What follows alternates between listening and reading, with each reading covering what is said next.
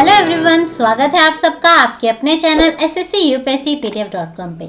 Guys, आज के session में हम बात करेंगे मुगल एम्पायर के नेक्स्ट रूलर औरंगजेब के बारे में, जो कि थे बच्चों शाहजहां के पुत्र।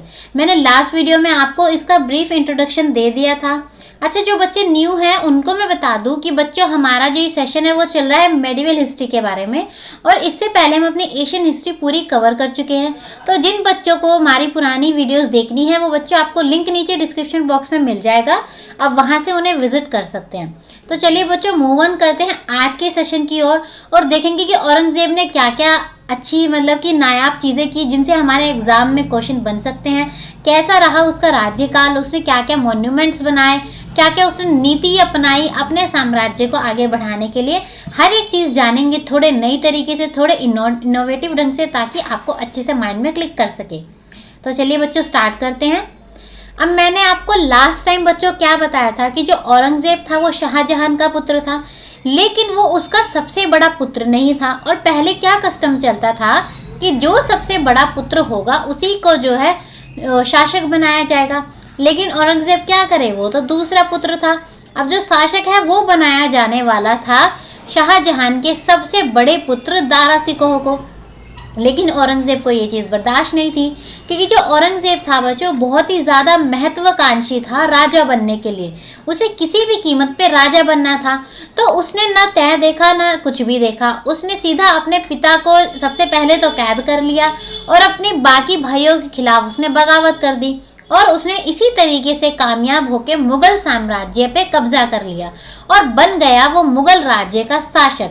और बच्चों कब बना वो मुगल राज्य का शासक? वो बना बच्चों 1658 के बीच में।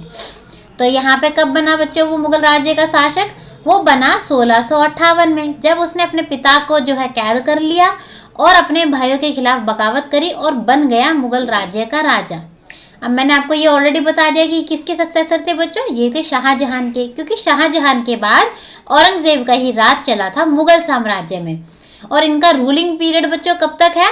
इन्होंने 1658 से लेके 1707 तक मुगल एम्पायर पर रूल किया था। इतने टाइम तक इनकी सत्ता चली थी। अगर मैं बच्चों बात करूं औरंगजेब के नेचर के बारे में, तो औरंगजेब को सबसे रूथलेस, सबसे ज़्यादा क्रूर राजा माना जाता है। मतलब कि इससे ज़्यादा रूथलेस, इससे ज़्यादा क्रूर राजा मुगल एम्पायर में आज तक नहीं हुआ था। लोग इसको हमेशा सिर्फ बुरी यादों की तरह ही याद करते हैं कि he was one of the baddest person who ruled on Mughal empire. मतलब कि औरंगजेब को किसी से कोई मतलब नहीं था, उसको सिर्फ अपनी सत्ता बढ़ानी थी।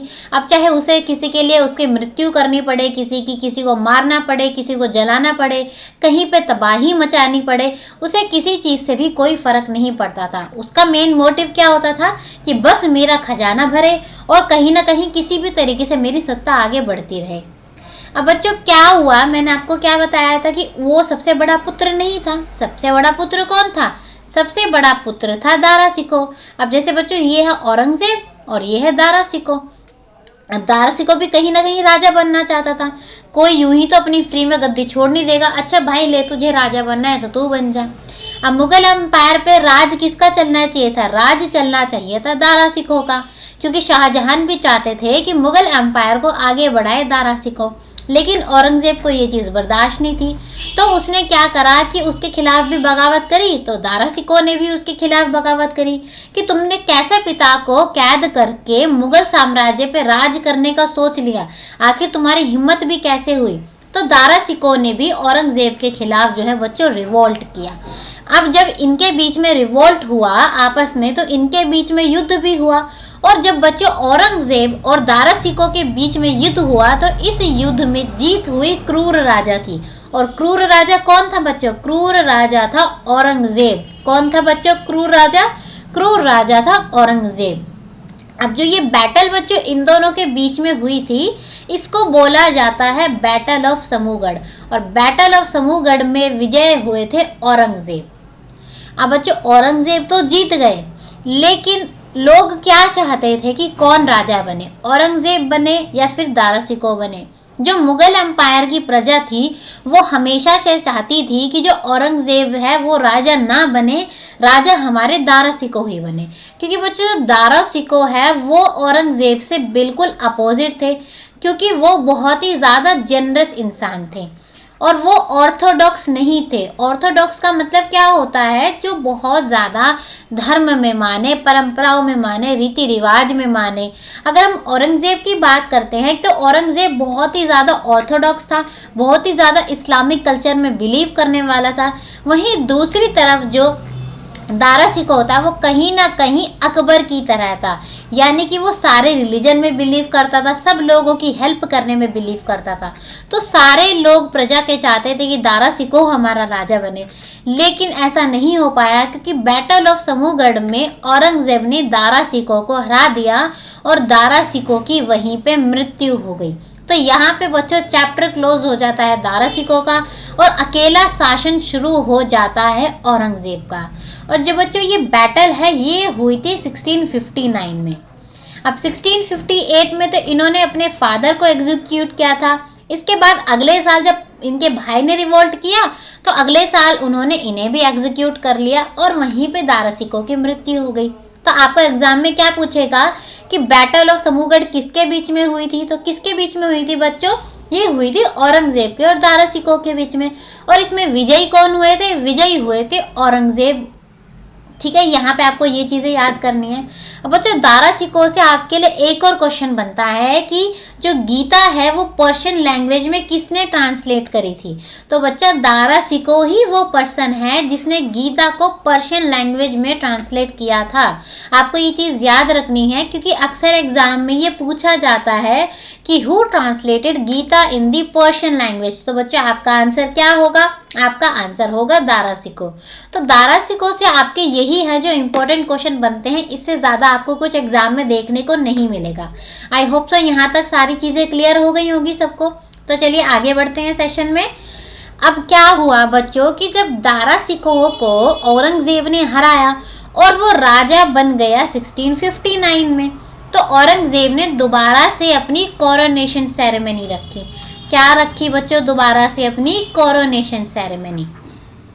अब कोरोनेशन सेरेमनी क्या होता है, कोरोनेशन सेरेमनी का मतलब होता है बच्चों राज्य अभिषेक। जब कोई राजा की उपाधि लेता है तो दारा शिकोह को हराने के बाद औरंगजेब ने लाल किले यानी कि रेड फोर्ट में एक बार और अपनी कोरोनेशन सेरेमनी रखी और वहाँ पे उसने मुगल एम्पायर के राज्य को जो है संभालने का भार अपने ऊपर लिया और उस ताज को अपने सर पे रख लिया। अब आपको क्या याद रखना है यहाँ पे, देखो बच्चे जो औरंगजेब था उसने 2 बार कोरोनेशन सेरेमनी करी थी। कितनी बार करी थी, 2 बार सेरेमनी करी थी।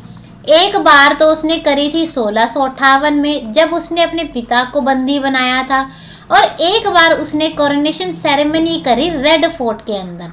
रेड फोर्ट में उसने कब करी, जब उसने दारा शिकोह को मार दिया और उसके खिलाफ बगावत करने वाला कोई भी नहीं बचा, तो तब उसने जो है एक और कोरोनेशन सेरेमनी करी, यानी कि उसका फिर से राज्य अभिषेक हुआ 1659 के अंदर।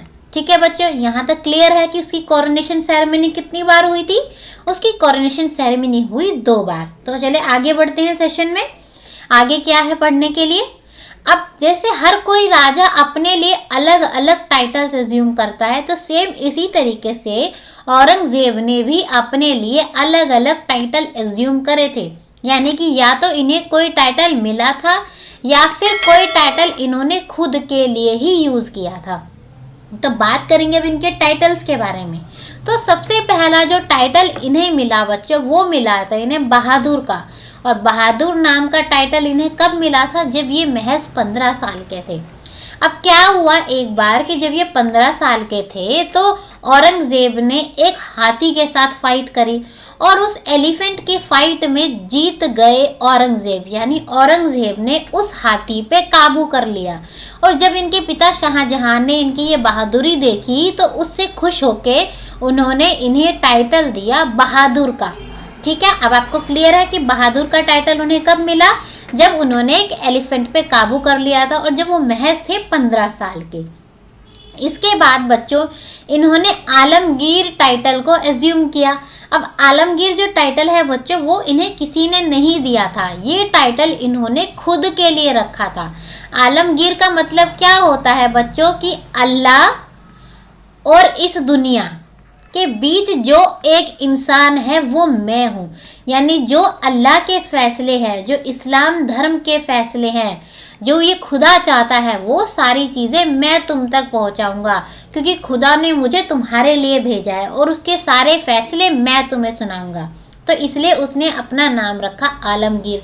और इसी आलमगीर के टाइटल को चलते उसने लोगों पे जो है बहुत ज़्यादा ज़्यादतियाँ भी करी, क्योंकि वो इस्लाम धर्म में बहुत ज़्यादा मानता था। उसका कहना था कि जो मेरे इस्लाम धर्म में कहा जाता है सिर्फ वो ही बातें चलेंगी, बाकी किसी धर्म की मेरी नज़रों में कोई इज्जत नहीं है।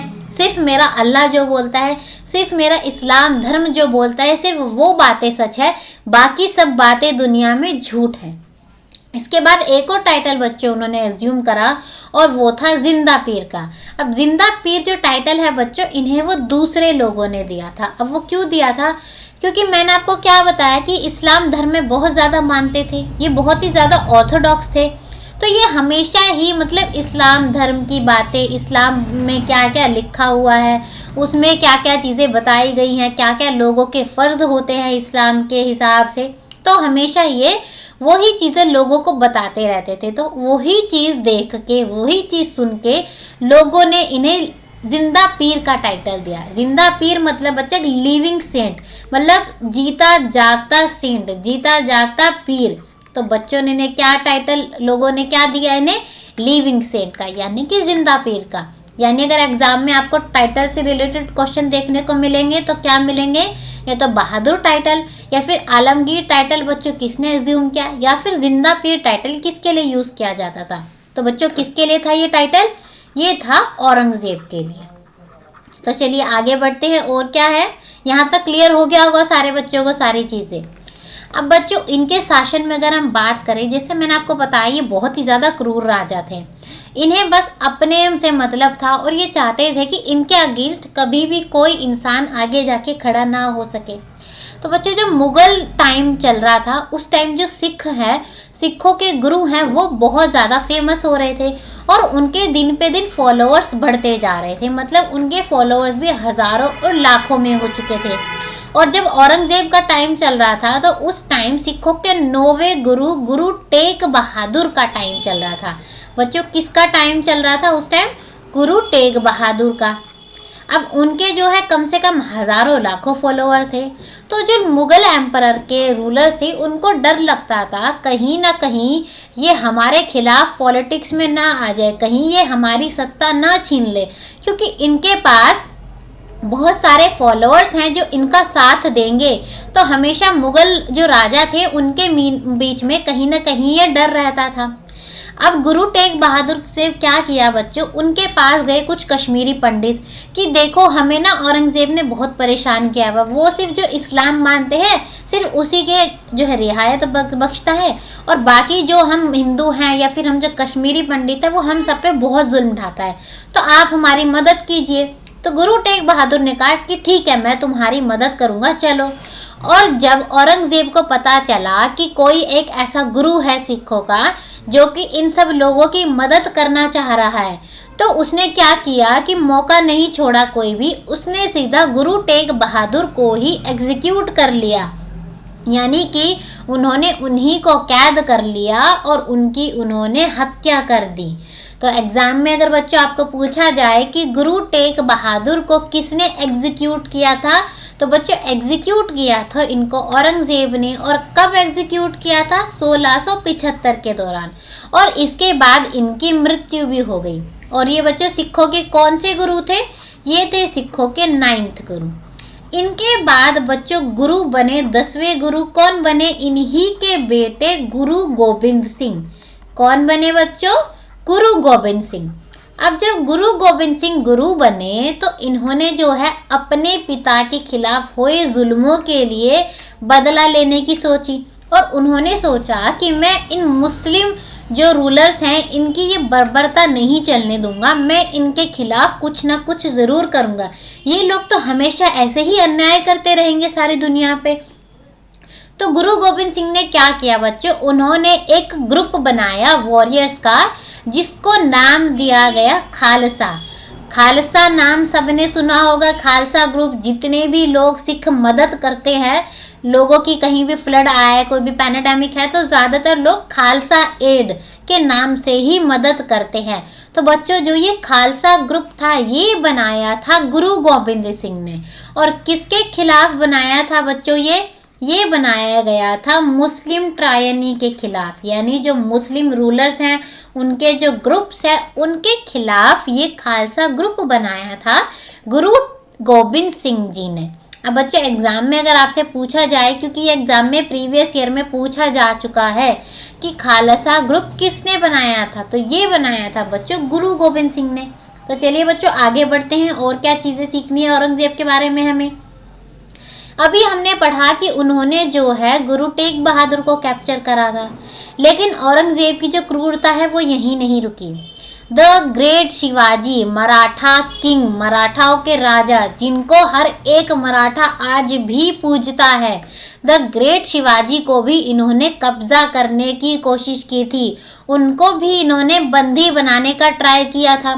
अब बच्चों हुआ क्या था कि जय सिंह थे आमेर के राजा, जय सिंह थे आमेर के राजा। इन्होंने जो है औरंगजेब के साथ एक अलायंस बनाई। औरंगजेब ने कहा कि जय सिंह तुमको मैं एक काम दे रहा हूँ कि तुम किसी भी तरह शिवाजी को बहला फुसला के बोलो कि औरंगजेब से आप बात करो कि वो लोगों पे इस तरीके से अन्याय करना बंद कर दे। आप इतने महान राजा हैं, आपकी बात वो शायद सुनने को तैयार हो जाएगा। तो शिवाजी ने लोगों की भलाई करने के लिए सोचा कि चलो ठीक है, मैं औरंगजेब के पास चला जाता हूँ। अब शिवाजी को तो नहीं पता था ना कि ये उन दोनों की चाल है मिली हुई। तो शिवाजी जैसे ही औरंगजेब के पास गए तो औरंगजेब ने उनको एग्जीक्यूट कर लिया, यानी कि उन्होंने शिवाजी को भी कैद कर लिया। लेकिन शिवाजी इतनी आसानी से उनकी कैद में आने वाले नहीं थे। किसी भी तरीके से शिवाजी ने मैनेज किया और वो औरंगजेब की कैद से छूट के चले गए।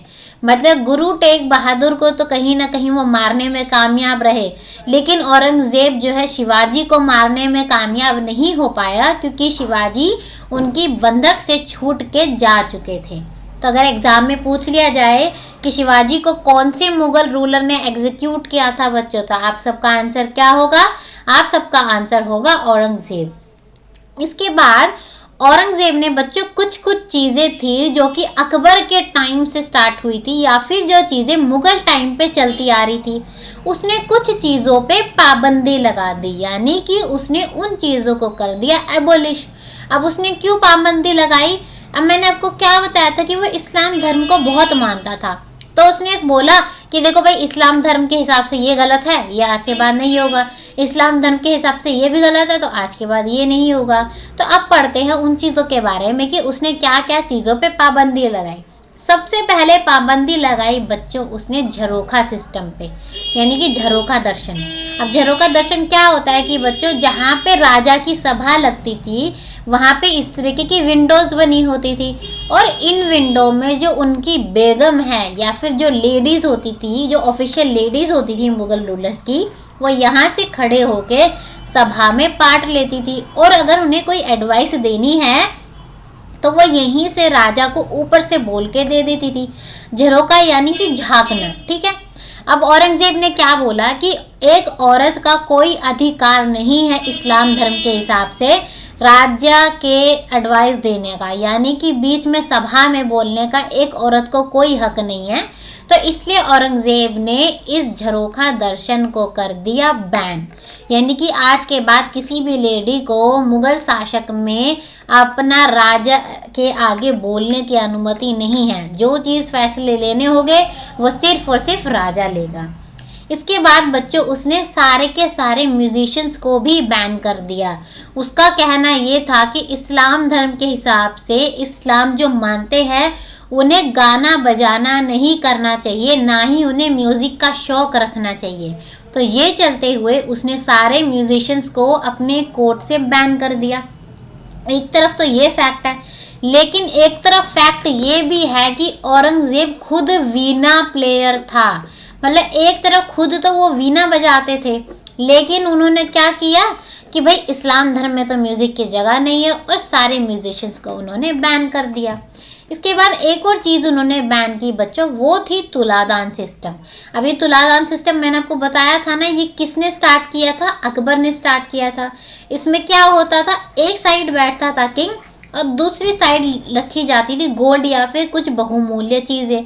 जब भी किंग जीत के आता था तो किंग अपने वज़न के अनुसार जो है बहुमूल्य चीज़ें तोलता था और वो सारी चीज़ें अपनी प्रजा में बांट देता था। अब औरंगज़ेब तो सोचे, अगर मैं ऐसे जीतूंगा और यूँ सारा अपना खजाना बांटने लगा, मैं तो खाली हो जाऊंगा, मैं क्यों उनको दूं, ये तो मेरा कब्जा किया हुआ है, मैं क्यों लोगों में बांटूं। तो औरंगज़ेब ने तुलादान सिस्टम को कर दिया बैन कि आज के बाद कोई भी तुलादान नहीं होगा, मैं इन चीज़ों में बिलीव नहीं करता हूँ। आगे बढ़े बच्चों, इन्होंने क्या किया, एक जो चीज़ बंद हो चुकी थी, जो चीज़ अकबर बैन कर चुका था, औरंगज़ेब ने फिर से इस चीज़ को लागू किया। और वो क्या था बच्चों, वो था जजिया टैक्स। यानी कि औरंगज़ेब ने बोला कि मेरे इस्लाम धर्म में ये बात कही गई है कि जो मुस्लिम नहीं है वो जजिया टैक्स देगा। तो औरंगज़ेब ने बोला कि आपको फिर से जजिया टैक्स देना होगा, जो भी नॉन मुस्लिम्स हैं, चाहे वो बच्चे हैं, चाहे वो ब्राह्मण हैं, चाहे वो हिंदू हैं, चाहे वो सिख हैं। अगर आप मुस्लिम नहीं हैं तो आप मुझे जजिया टैक्स देंगे, और अगर नहीं देंगे तो आप सीधा सीधा मारे जाएंगे। अब आपकी मर्जी, आपको टैक्स देना है कि आपको टैक्स नहीं देना है। मेरे पास तो सॉल्यूशन है। अब बात करते हैं बच्चों कि इन्होंने कौन कौन से मॉन्यूमेंट्स बनाए जहाँ से हमें अक्सर एग्जाम में क्वेश्चन देखने को मिल सकते हैं। सबसे पहले बच्चों इन्होंने बनाया मोती मस्जिद। और मोती मस्जिद बच्चों ये कहाँ पर बनाया था इन्होंने, ये बनाया था दिल्ली में। इससे पहले मैंने आपको एक और मोती मस्जिद के बारे में पढ़ाया था, वो पढ़ाया था मैंने आपको शाहजहां के टाइम में, कि शाहजहां ने मोती मस्जिद बनाया था आगरा में। लेकिन जो उनके बेटे औरंगज़ेब थे, उन्होंने मोती मस्जिद बनाया था दिल्ली में। तो एग्ज़ाम में आपको याद रखना है कि आपको आगरा वाले मोती मस्जिद के बारे में पूछा है या फिर दिल्ली वाले मोती मस्जिद के बारे में पूछा है। अगर आगरा का पूछा है तो आंसर होगा शाहजहां, और अगर दिल्ली का पूछा है तो आंसर होगा आपका औरंगज़ेब। इसके बाद बच्चों इन्होंने बनाया बादशाही मॉस्क्यू। और ये कहाँ पर बनाया था, ये बनाया था इन्होंने लाहौर में। देख रहे हैं ना आप, कितना खूबसूरत, कितना ब्यूटीफुल मॉस्क्यू है जो कि लाहौर में है। ये भी औरंगज़ेब ने ही बनाया था।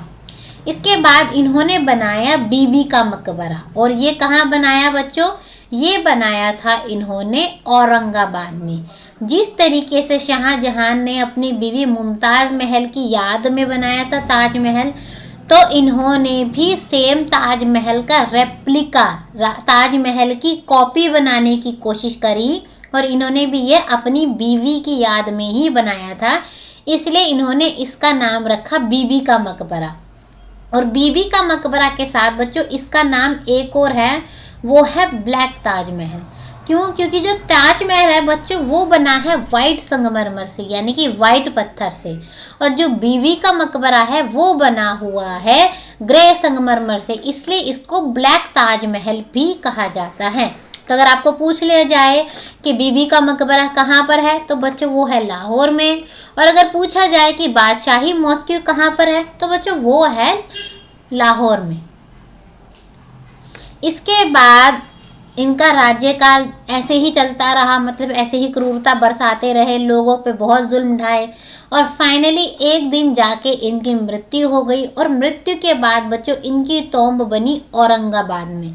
औरंगाबाद में जहाँ पे इन्होंने अपनी बीबी का मकबरा बनाया था, यानी कि ब्लैक ताजमहल, वहीं उसी औरंगाबाद इलाके में इन्होंने भी जो है मकबरा बनाया गया। इनकी भी तोंब औरंगाबाद में ही बनाई गई थी। तो आपको ये चीज़ याद रखनी है कि औरंगज़ेब की तोंब बच्चों कहाँ बनाई गई थी, औरंगज़ेब की तोंब बनी थी औरंगाबाद में ही। ईजी है, औरंगज़ेब एंड औरंगाबाद। आज के सेशन में बच्चों यही था औरंगज़ेब के बारे में। आपको सारी इंपॉर्टेंट चीज़ें बता दी गई हैं, सारा आपको औरंगज़ेब A to Z आपको क्लियर करा दिया गया है। आई होप सो सारी चीज़ें क्लियर होंगी। एंड हाँ, इससे बाहर आपको शायद ही कोई क्वेश्चन देखने को मिलेगा, इससे एक्स्ट्रा औरंगज़ेब से एग्ज़ाम के लिए कोई क्वेश्चन नहीं बनता है। अगर आपको कोई भी कन्फ्यूजन है बच्चों तो आप कमेंट बॉक्स में कमेंट करना, आपकी क्वेरी को हम ज़रूर सॉल्व करेंगे। हमारी टीम जो है ज़रूर आपको रिप्लाई करेगी। और अगर आपको लगता है कि ऐसा कोई क्वेश्चन है जो आपको समझने की ज़रूरत है, फिर कोई टॉपिक ऐसा है जो आप चाहते हैं कि हम पढ़ाएं, तो आप वो भी कमेंट करना, या फिर आप मेल कर सकते हैं हमारी वेबसाइट sscupscpdf.com पे। तो वहाँ से भी आपको जो है जवाब मिल जाएगा और उस टॉपिक पे हम ज़रूर काम करेंगे। तब तक के लिए बच्चों, अगर आपको वीडियो अच्छी लगे तो चैनल को ज़रूर सब्सक्राइब करना, वीडियो को लाइक करना और शेयर करना। अब बच्चों मिलेंगे नेक्स्ट सेशन में और पढ़ेंगे और कुछ इंटरेस्टिंग बातें मेडिवल हिस्ट्री के लिए, जहां से हमें एग्जाम में कुछ क्वेश्चंस देखने को मिलेंगे। तब तक के लिए बच्चों, good bye and thank you for watching this video.